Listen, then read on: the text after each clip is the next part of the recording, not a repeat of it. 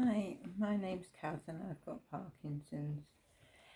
The main reason for me doing this channel is to talk about how life is and how hard life is with Parkinson's and show that, you can still do things, but it's mainly to help people that do have Parkinson's understand that there are people out there in the same situation, similar to you, so you don't feel so alone. I mean, at the minute I'm struggling because I've just had this surgery and I've got to phone my nurse up, my nurse up later and have it turned up a little bit more because it's still really low and my facial expressions are still quite tight and, I'm still struggling and it's not easy.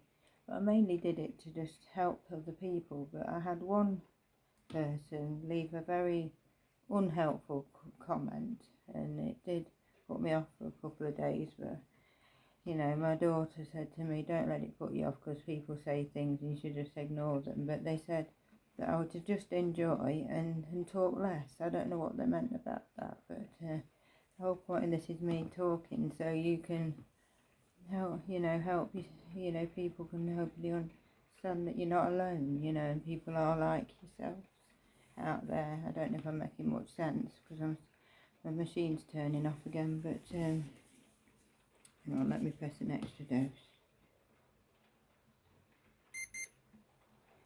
Right, I'll press an extra dose.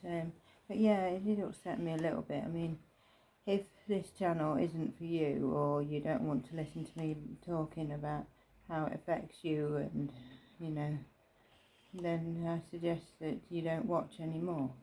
But I do thank all you nice ones that help and encourage me and are there to support me. But I appreciate it very much because days can be very dark and lonely. Knowing I've got people out there supporting me just helps me get through. But anyway, the other thing I was going to talk about is, how it all started really, because, I'm aware that I do have a few new subscribers. And, obviously on the first video, I said, I told quite a story about how it all began, but I don't want to go right back to the beginning, but what I'll do is I'll just do a brief cap on, on how it started. I'll do it as long as I can. If I have to pause and come back, I will do. But yeah, it all began, for me anyway, with a frozen shoulder. I suddenly couldn't use this arm at all, and I was quite weak in my left side. So, and then I discovered I was on holiday with my children, Mablethorpe. You'll see on my videos that I really love going to Mablethorpe. Well, we was on a video there, on a holiday there, and it was raining really bad and we walked miles and I had really bad stomachache and I was a lot bigger back then. I used to be about, not sure how many pounds it is, I was about 16 stone.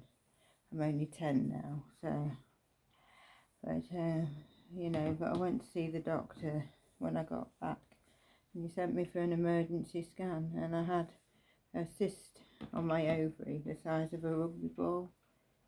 And so it was really large, so he scheduled emergency surgery for like a week later, and I missed my daughter's 10th birthday because that's when I was having surgery, so that upset me. But then my shoulder kept getting worse and I couldn't use my arm, and then they had found some abnormal cells on my ovaries, and so I had to go back in 7 months later to have my ovaries removed and my tubes, so cancer didn't develop. And then I started getting slower and slower, could barely move, and I just said to my husband one day, what's wrong with me?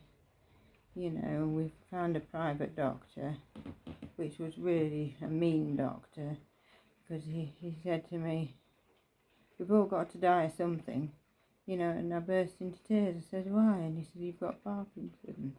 But he was so cold and he didn't even look at me once. So I left crying, and I said, I've got to go home and tell my children. I didn't know much about it myself in the beginning. There's only as time goes on. I mean, this was when I was, I'd be about 43, I think. I'm 50 now. I turned 50 this year, so I've had it for a few years. But for a long time, the doctors kept saying I had fibromyalgia and kept putting me on different medications which weren't helping at all. And this private doctor was pretty mean, but then I got seen by a lovely doctor in the NHS called Dr. Humberston. And he was so kind, and he looked after me, and it's led to having this Duodopa pump, which eventually, it's only been 3 weeks, so eventually once they turn it on to a right good level, I should be okay. But that's just a little bit about where it all started. But if anybody ever wants to know any more, please leave a comment and I'll do my best to answer you. But yeah, I mean, the hardest thing was telling my family.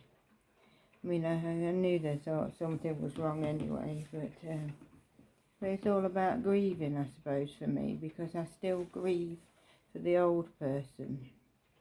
I just wish some days I could go to sleep and wake up and just be me again. Because I don't know who I am anymore. I feel lost. I feel like I'm trying to find myself. But I've got some lovely people around me.